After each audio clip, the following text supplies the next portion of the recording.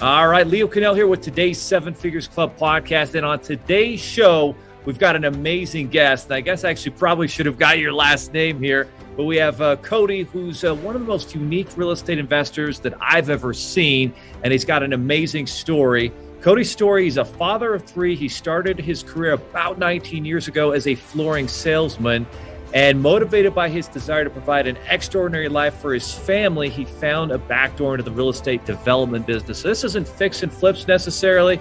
This is experience in getting into development. And there's so much money and capital into development. And so he has developed 2,300 lots, residential, so taking it from raw dirt and getting those entitlements and getting that approved. He's created 920, just short of $1 billion in revenue from residential real estate development. And now that Cody is that full-fledged developer, he believes offering others a hand up in a defining part of his legacy. And that's why he started VestRight. That's vestright.com, an amazing site that teaches others the system that got him into the game. It's a simple way to create 5 to 7 figure paydays. 5 to 7. Well, that's a great range, right, guys? From off-market land deals without owning or developing the land without debt. And his team has the financial wherewithal to help you make that happen. Cody, say your last name because I didn't dare say it wrong. It's Bjugan, drop the J. Okay. So, it's Norwegian. And by the way, whoever on my team wrote that intro, that was a pretty good one. So you got a good team. Hey, that's a great sign when you didn't even know the bio coming and it was that good. Yeah, well, I appreciate the intro and thanks for having me. There are over 32 million businesses in the U.S., and over 90% of them will never break 7 figures in annual sales. So how do we as entrepreneurs or aspiring entrepreneurs break into that 7 figures club? This podcast will relentlessly share the secrets, strategies, and tactics I've used to create 3 multi-7 figures businesses and bring in even more successful entrepreneurs than me to share their inspirational stories and tactics to success. You can create your dream business and life right now. So buckle up and let's go. Well, Cody, let's start at the beginning. We always kind of like to hear the background and the history of amazing entrepreneurs. It's all about teaching the audience how to build that. Join the 7 Figures Club. Only 7% of businesses, generate 7 figures on an annual basis, and obviously a smaller percentage join that club individually. And you're obviously in an even higher club, maybe the 8 or 9 figure club at this point. But going back to your roots and background, what was it like childhood? Where did you grow up? And what played a part in you becoming an entrepreneur, do you think? Yeah, for sure. So there's so many things related to my backstory, but I'll just say that I lived in a small little town called Damascus, Oregon, is where I was born and raised. I grew up, I would say, less fortunate, lower middle class, or even like lower class. I wouldn't call us poor, but we definitely struggled financially. And also not the best environment as far as, maybe a father mentor or leader. I didn't really have great examples in my life growing up. And, one way or another, I would always hear growing up, like my father would say, hey, I'm this way because my dad's this way. It was always his go-to excuse of why he would sometimes not put out the most impressive behavior or say the most impressive things, because he'd use his own father as an excuse. And somehow there was a light bulb moment for me and he would also say his father was his way because of his father and so on and so forth, is that I'm going to be the one to pivot. I'm going to be the one to be intentional, right? And I'm going to change this trend. I'm going to get out of this trench and I'm going to create a different legacy for myself. And I'm not going to, and bless my father. I mean, he still is with us, and him and I have a relationship at a distance. I wish the best for him, but those pivoting moments, right? And then having the wherewithal to actually follow through on it. one of my biggest pet peeves is talk is cheap, right? And just walk it, and then we can talk about it. So anyways, through that type of mindset where I wanted to create a pivoting point in my life, well, and then you combine that with, I got my high school girlfriend pregnant. And so I was originally going to head off to ASU, and that didn't quite happen. I ended up heading into the flooring union, and because I needed health insurance for my baby boy that was on its way. I got married right out of high school, 2 months out of high school. That marriage made it 20 years. Bless our soul. She ended up passing a year after we divorced, but I just went right into the workforce, and I was very driven, very focused. I wanted to I had something to prove. Okay. And when you combined it with that I was a father at 19, it added even more to what I had to prove. I wanted to prove that I could do this, that I could be a success. And don't get me wrong, that was in my young 20s, I had major success. I started out in the flooring industry, and then I went and started my own development and home building business. And we can get into those details if you want. But I was in 2007, I lost 90% of my net worth. And I went from being 28 and being worth 8 figures to 29 and being worth low 7 figures. I didn't go bankrupt like a lot of the guys that I know did, but and it's not that I was any smarter than them. I just happened to be developing in numerous states throughout the country, and some states got hit before others. And so it allowed me to kind of have a head start as far as moves to make. But unwinding some of that smart. Oh yeah, for sure. And through all this, I think, is that young success and driven, but I failed in so many ways too, because I was not a good father to my first 2 children when they were young. I was off to work before they woke up, and I was home after they went to bed. I mean, I was very successful in some areas of my life, but other areas I was failing miserably. And at the end of the day, I summed that up into not a success. And so, 7 figures is obviously huge, and having financial stability and freedom is huge, but how to keep that in check. And so, but I was so focused later to my dad on, he taught me everything. What I was going to say a moment ago, and I lost my train of thought, is my father. I learned what not to be watching my father. Right. And so, anyways, and a lot of that related to financial, when you're young, you're so focused financially.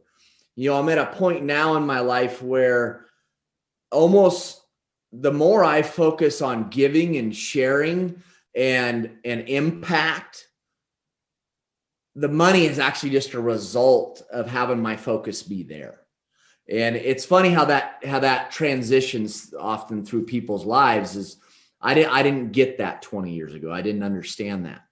But I'm kind of all over the board. But I went through all kinds of trials and tribulations growing up. From the getting married right out of high school to losing fortunes, to realizing I was a failing father, to potentially going to prison for 5 years.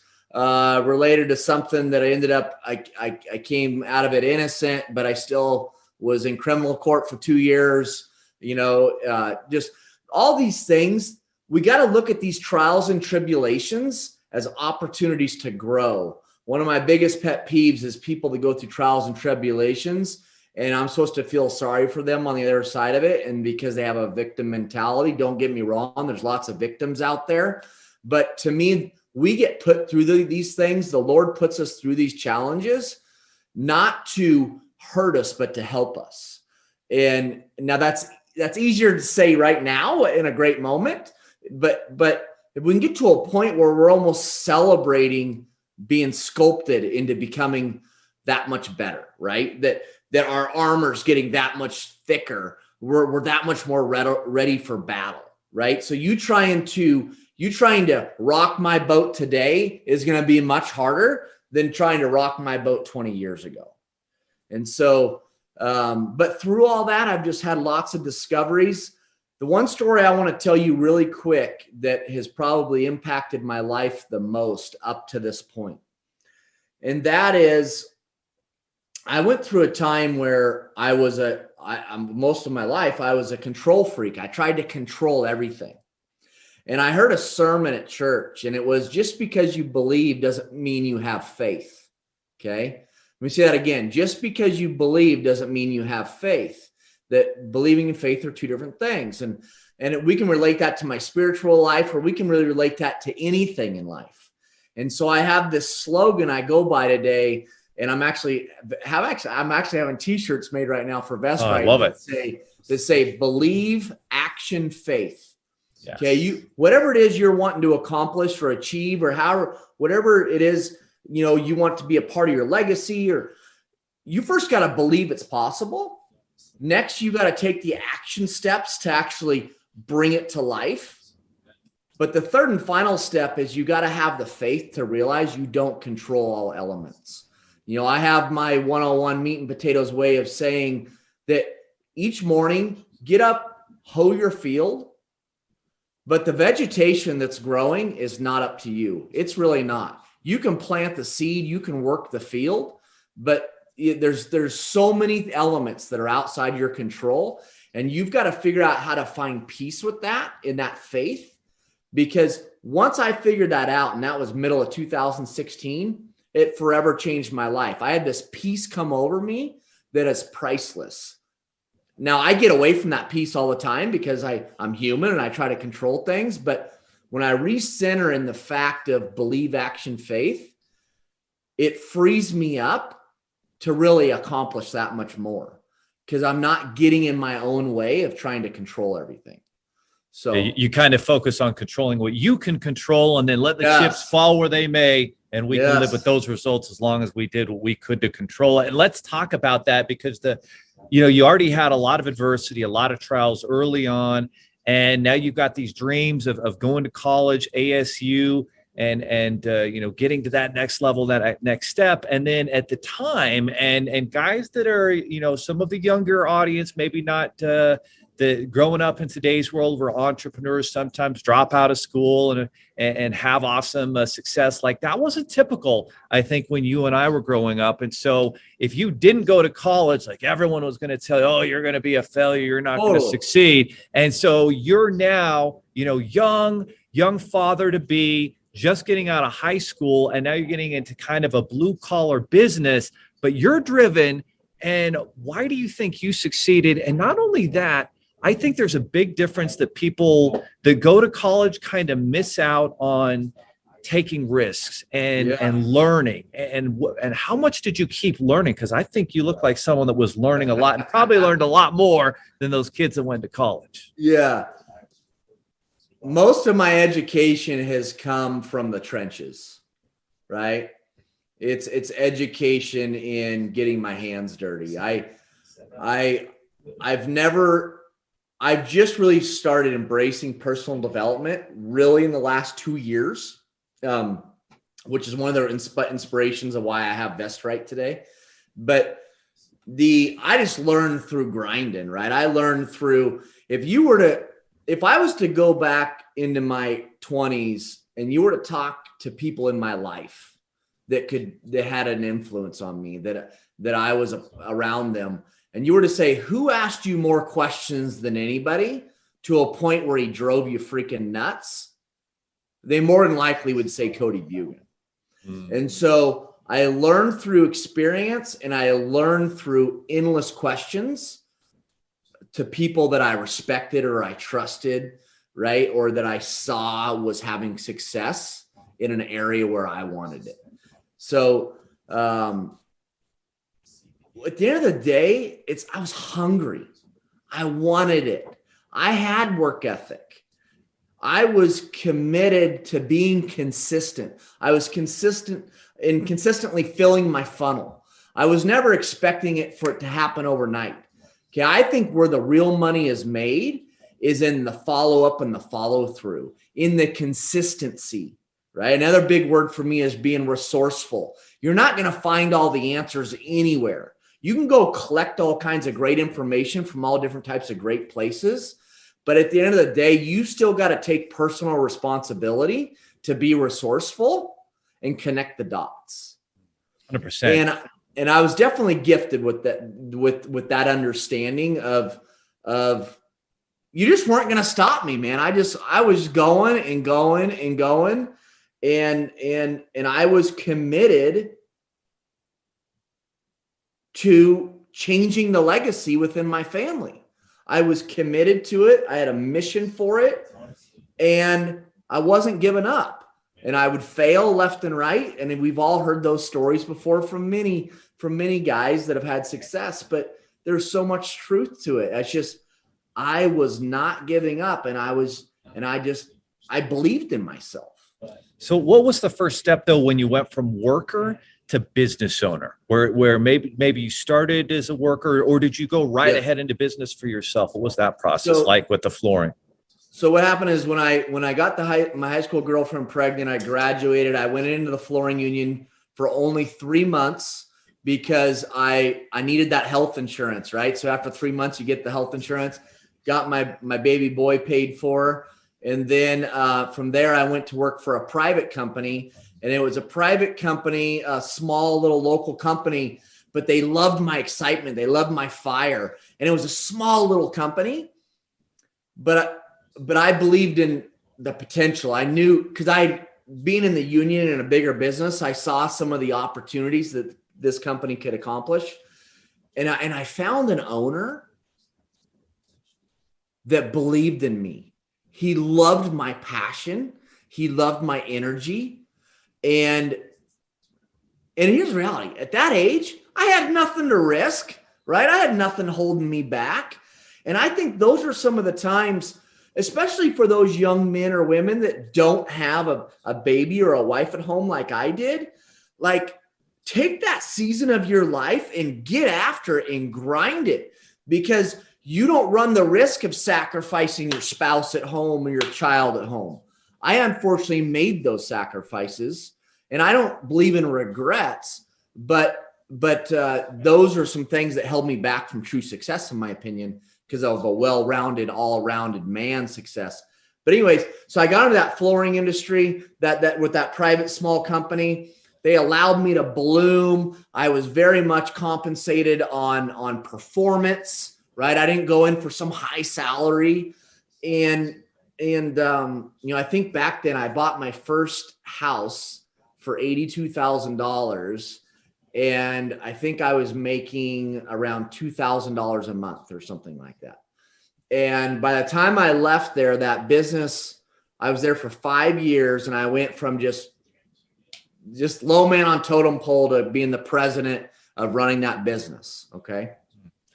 So was the business owner, was he kind of like that mentor, kind of maybe that guy who, or guy who had things figured out to a certain extent in business, maybe taught you some sales skills? What sort of mentorship was provided, or was it more example? So I would tell you that Tim, and I still love the guy today. Okay. Tim was a man that I respected for him as a man. I can't say that he was the best businessman ever or business owner ever, but in a lot of ways, he was a father figure to me. And what I mean by that is that just who he was overall as a human, I appreciated and respected. And even beyond that, he lifted me up. He built me up. He inspired me. He believed in me. And I didn't really get that from my father, right? So when you're getting fed that every day, right, from a man you respect, and he's your boss, it just allowing me to just explode, right, and I wanted to do it for him, not just for myself. Did he teach you like certain values and principles that maybe you hadn't been taught, or that now were kind of building blocks and foundation to success in the future? Well, or in other words, what values and principles do you think kind of gave you the foundation? let me put it to you this way. Yeah. Tim was a good man that believed in always doing what's right, and that win-wins are possible. Okay. What allowed him and I to work so well together is that I also had a certain belief system as far as integrity and morals and standards and doing what's right. So we were so well equally yoked there. I still carry a lot of those, all of them, into my life today. Like we like one of our companies, our why is that, we believe in win-wins, and we're all about building legacies together. Right. So not just me building my legacy, but my company is here to help you build your legacy as well. And so as I've gotten older, I've been able to fine tune my why and my purpose and my reason for being here more and more as life experiences happen. But I would say that seed was put in me. He was a big part of that seed in me, 100%. And I can say with an absolute clear conscience, I have the self-respect for myself that I do because I'm never looking over my shoulder, looking out for someone I screwed or that I mistreated. I sleep very well at night because we have that certain standard. Well said. So now you were there 5 years, rose all the way to the top, president of the company. Now what's the next step? So the next step is that I was offered ownership there to come in and be an owner because I wanted more. Like I couldn't stop, right? I needed more. And so I, as a young man, I don't even know how I came up with this, but I did. I had this idea that I wanted to install flooring first, just for a short period of time. And then I wanted to sell because that installation would make me a better salesperson. And then once I sold for long enough, I wanted to manage. And then after I managed, I wanted to own, right? So I was at this point in that industry where I could own part of this store. I could start my own store. But I came to the conclusion I didn't want to be in that industry forever. And believe it or not, in that industry, there's many lifelongers in that industry. But more what I got interested in was what my clients were doing. So a lot of builders and developers were our clients. And I was looking at the lifestyle they were living and the type of money they were making and the size of deals they were doing. And those guys were part of the group that I drilled them with questions nonstop. So I knew that's where I wanted to go. Also, you see that picture behind me and that clock? Yeah. I pull inspiration from my grandfather. He passed when I was in my mid-teens, but he was the president. That's a clock of him being the president of the Home Builders Association, and he was the largest home builder developer up in the state of Oregon that I grew up in. And so even though I didn't get a lot of his business influence in my life, the reason that clock and picture are there is because I pull inspiration from him, that it's all a part of my blood. And I would challenge that for anybody. There's something in your life story, in your family, in the legacy of your family that there's somewhere to always pull inspiration from. And so I pull inspiration there. So I knew I wanted to go in and do that. Okay. Well, there was a gentleman in the area that he was a big name, heavy marketer. He was a real estate agent. Okay. And his names were on billboards and on benches. And what happened is this particular gentleman saw my fire. He saw how hungry he was. He saw how I wasn't stopping. And so, he caught wind that I wanted to get into starting my own business and home building land development. And the way he caught wind of it is one day I called him. Okay. And I was like, hey, his name was Brian. I said, Brian, here's who I am. And I want to buy a piece of land. I see your name everywhere. I figured you're the guy to call. Like, you got any suggestions for me? He said, oh, go buy this piece over here. And I said, really, that piece? That's funny, because I drive by that piece every day and it's always caught my interest. I said, hey, I appreciate you assuring me that was a good one to buy. And I call him back 3 weeks later. And I said, hey, Brian, I bought that one. You got another one for me? And he's like, what? And he couldn't hardly believe it. He's like, Cody, I didn't actually take you serious. That was actually a piece I was considering buying for myself. And he's like, I want to meet you. And one thing led to another. And then him and I, we started our home building and development business together. And I got out of the industry, the flooring industry, I should say. Gotcha. All right. So now you're teaming up with one of the top realtors in your location there, and you're on your way to building and developing, and you're doing residential lots. So how does the funding work to get something going? Those are capital intensive projects oftentimes, and cost that you need, usually 25% of the cost of a project. How did you get the funding going with that?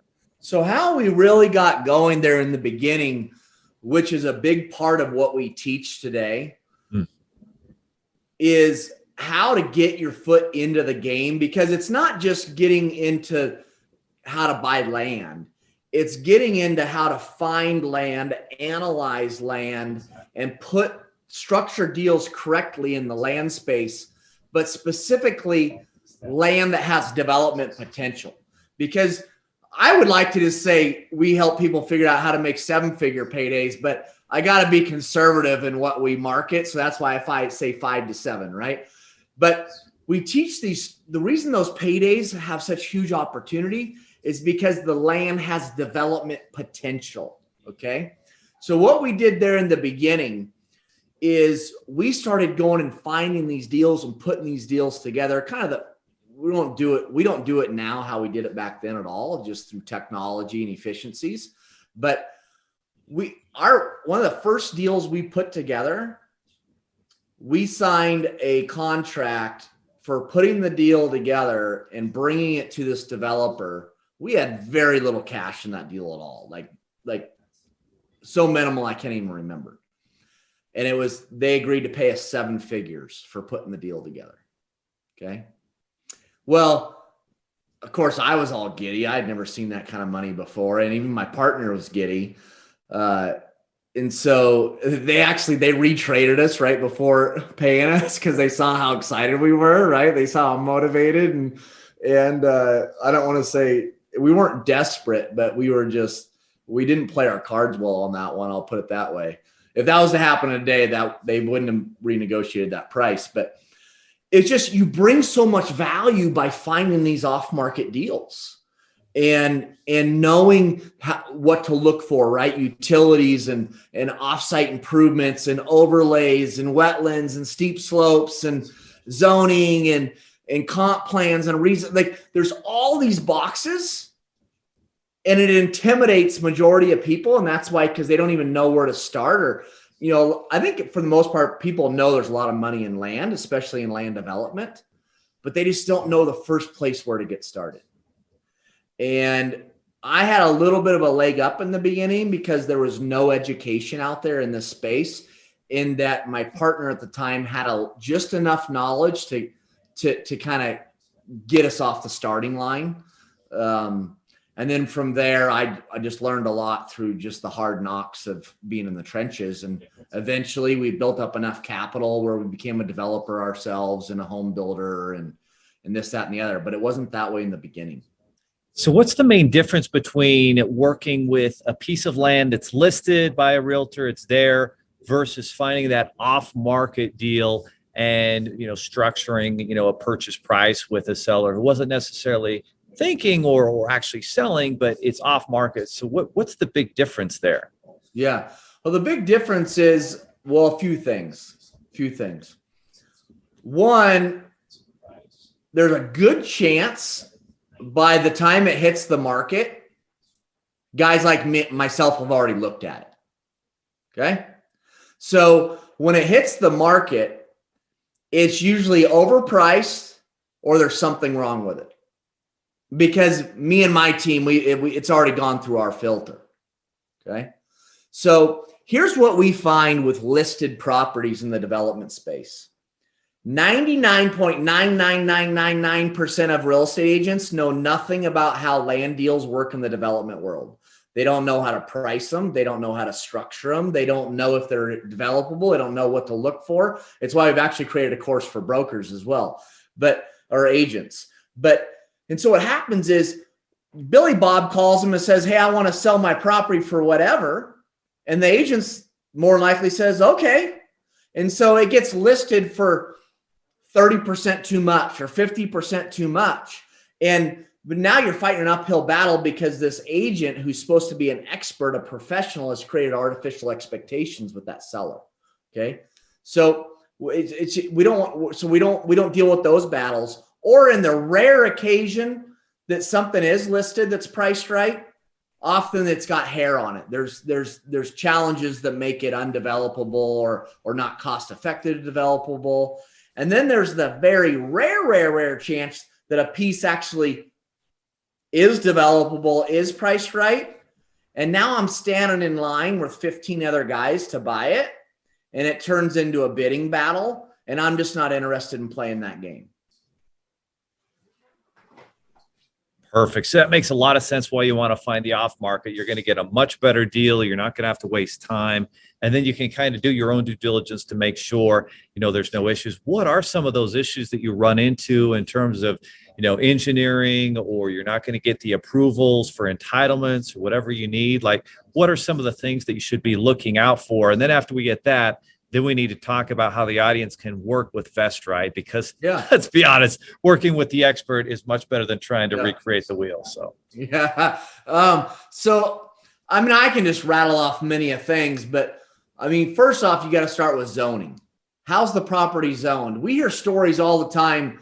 People are like, oh yeah, what a great piece that we could buy right there and put in a storage facility or an apartment complex or a residential single family neighborhood or whatever.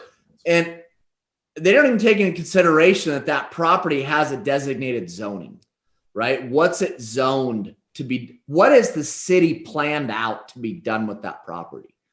So you're looking at zoning, right? You're looking at, are utilities available to the property? And if they're not, how far away are they, right? Those utilities, if they're not close enough, the amount of money you're going to spend getting to the property is going to make the project not cost effective.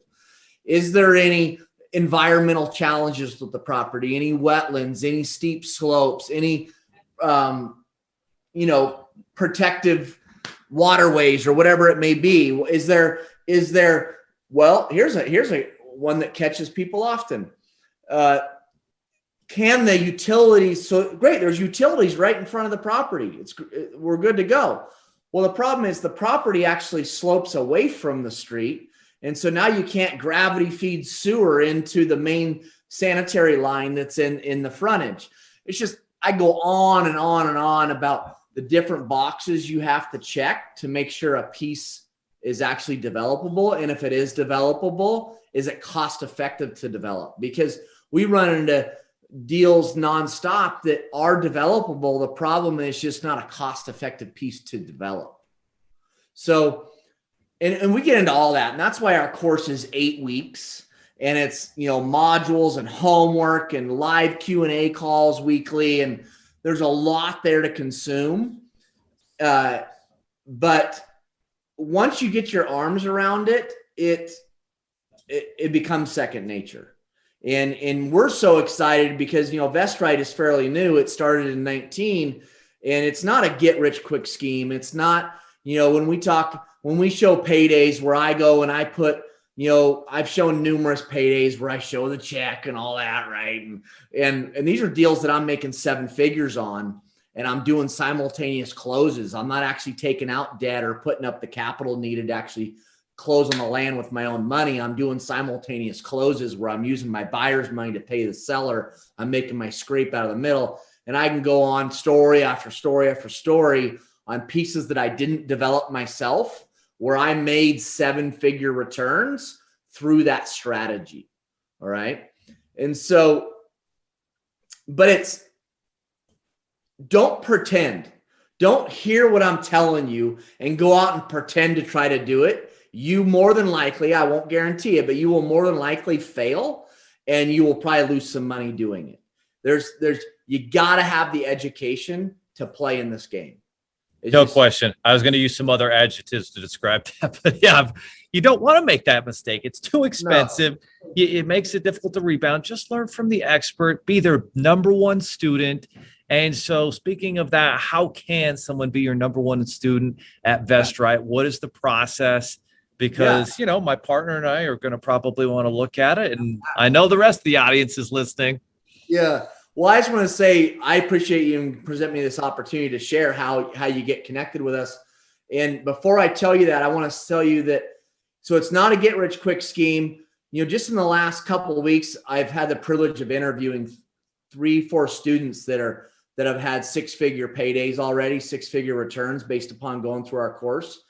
But they didn't expect it overnight, right? They were consistent. They filled their funnel with deal flow, and eventually deals flowed out the other side. Because, for anybody to expect that we're going to show you how to make 6-7-figure paydays with very little risk, very little capital.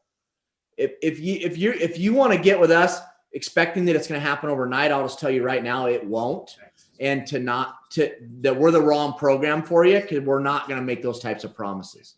But I will promise you is, if you take what we teach you and you're consistent, okay, and you have great follow through and follow up, deals will come out the other side of the funnel.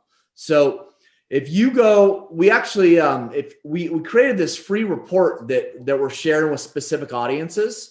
And it's some in-depth video content that really gets into a lot of the details about what we teach at Vestrite and why we're so passionate about it. Like some of those success stories, it gets me emotional hearing how we've impacted these people's lives.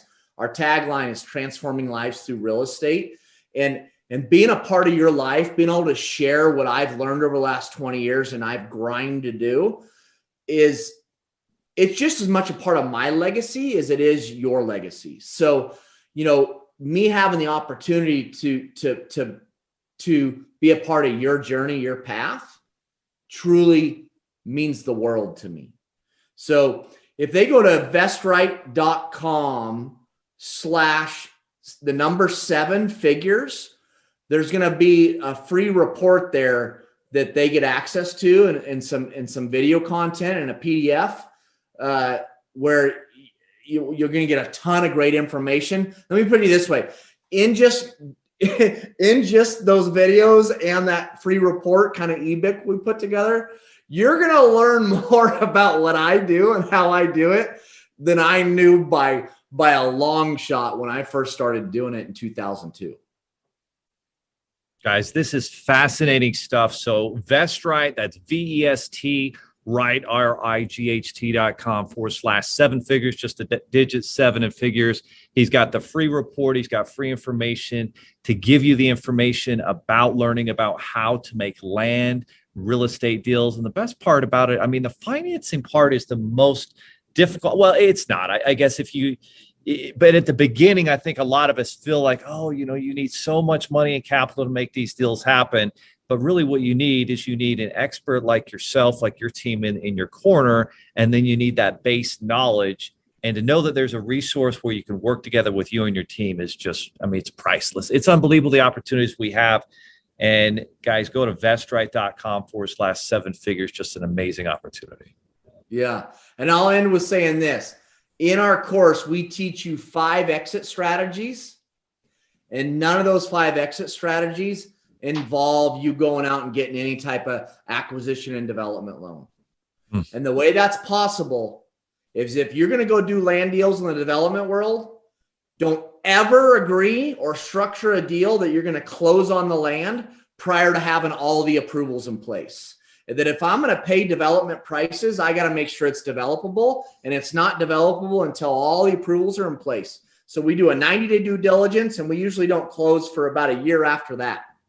That's a key takeaway from this. That is huge. Nothing else in this call. Don't ever go do a development deal and close without the approvals in place. That's just, guys, I can tell you that not from my personal experience, but in the funding space where I'm in, my uncle was doing a big development deal in southern Utah, and he didn't have all those approvals, and he took people's word for it, and he got to the end of the project, and the engineering with some blue clay wouldn't pass, and he couldn't, and it was just terribly painful. So That's why you work with Vest, right? That's why you work with Cody and his team, because you want to avoid those mistakes, and you can't put a price on experience.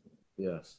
Well, I appreciate having the platform to be able to share, and it's truly a blessing to me and a part of my legacy, and I'm getting fulfillment through it. So thank you. We're going to be sharing it everywhere, Cody. Just an amazing message today. Really grateful to have you on. And guys, if you want to be part of the 7 and 8 Figures Club, then go to vestright.com/7 figures and take action. But like you said, don't expect it to happen tomorrow, next month. This is a commitment that you make, but if you make it, it's so much better than any alternative. Yeah, it's been a blessing for sure. All right. Thanks so much, Cody. Hey, thanks so much for having me. Are you looking for more 7-figure secrets, content, or even how you can launch your own recession-proof business? Then check out 7figures.com. That's the digit 7, FIGURES.com, where we share more videos, stories, strategies, funding solutions, entrepreneurial education, and even the secret business type that's recession-proof. Thank you for listening, and if you're finding value in our podcast, please give us a 5-star and invite others to join the club.